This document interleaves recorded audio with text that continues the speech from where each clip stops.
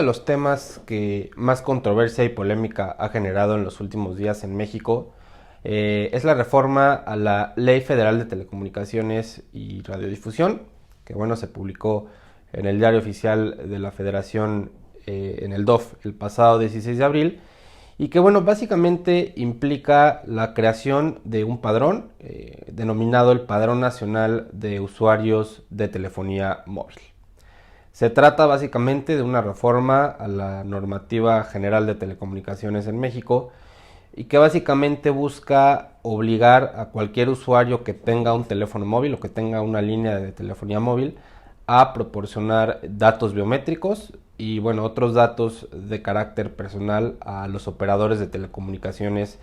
en México, como es el caso de Telcel, el caso de AT&T y Movistar, quienes a su vez bueno, tendrán la obligación de proporcionar estos datos al Instituto Federal de Telecomunicaciones, este órgano constitucional autónomo, que será el organismo encargado de bueno, gestionar este padrón, ¿no? Desde luego que este padrón bueno, ha generado muchísima controversia, mucha inquietud, sobre todo por parte de la ciudadanía y también de la comunidad jurídica en México, por todos los riesgos que conlleva y lo desproporcionado que resulta comunicar este tipo de datos biométricos a las autoridades, ¿no?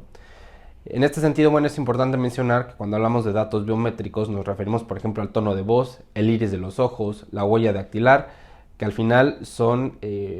datos muy sensibles, ¿no? Ya en 2008 se había intentado crear, bueno, de hecho se creó un padrón también para registrar datos de usuarios de telefonía móvil para tratar de hacer frente a los delitos de secuestro, extorsión, delincuencia organizada, que al final fracasó porque, bueno, los delitos aumentaron, ¿no? Entonces, bueno, al final no está comprobada que no es eficiente utilizar gran cantidad de datos, además de que es intrusivo y que genera muchísima inseguridad también para los ciudadanos en un país como el nuestro donde la impunidad y la corrupción es tan alta, ¿no? México se va a unir de prosperar ya esta reforma a una lista de 12 países que tienen registros similares y que además son países cuyas libertades democráticas y Estado de Derecho no son los más destacables, ¿no? Hay que estar atentos a ver qué tipo de vías, tanto administrativas como judiciales, se van desarrollando en los próximos meses para ver cuál va a ser el futuro de esta reforma, ¿no? Por otro lado, bueno, en cuanto al contenido, al fondo de la propia reforma, obviamente el objetivo es combatir una serie de delitos, ¿no? Sin embargo, como ya lo he indicado, me parece que tratar datos biométricos es completamente desproporcionado, es inseguro, no hay garantías de que estos datos no acaben en las manos equivocadas, como los digo, en un país como el nuestro, donde tristemente los niveles de impunidad son tan altos, ¿no?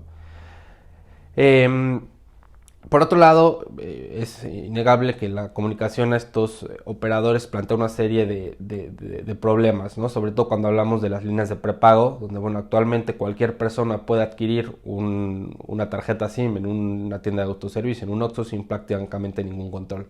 Creo que en el caso de las líneas de pospago, de planes de renta, es un poquito más fácil identificar y tener un control y un seguimiento un poquito más particular sobre las personas que están utilizando estas líneas. Cuando contratamos una línea, bueno, desde luego estamos obligados a proporcionar una serie de documentación que nos hace identificables, ¿no? Sin embargo, creo que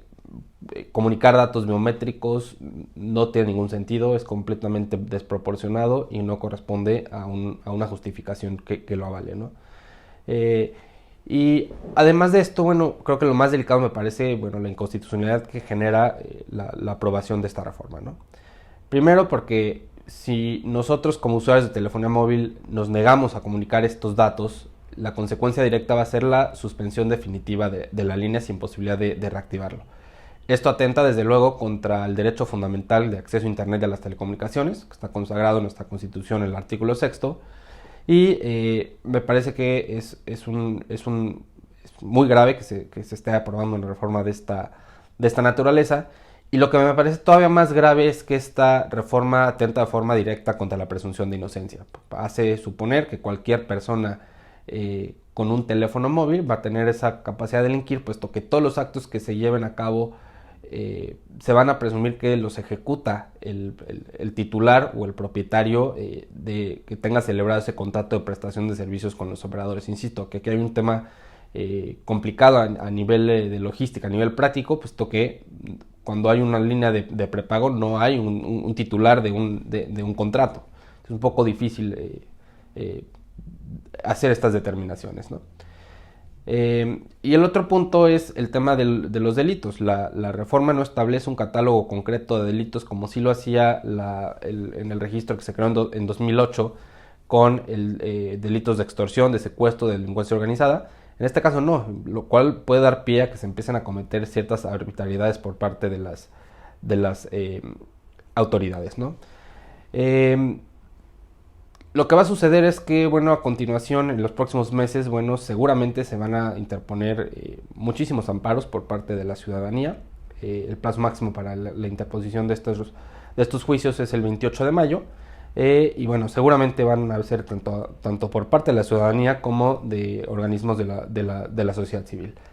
También hay que estar también muy atentos de las posibles acciones de inconstitucionalidad que se puedan interponer, primero por parte de las minorías legislativas que lo consideren,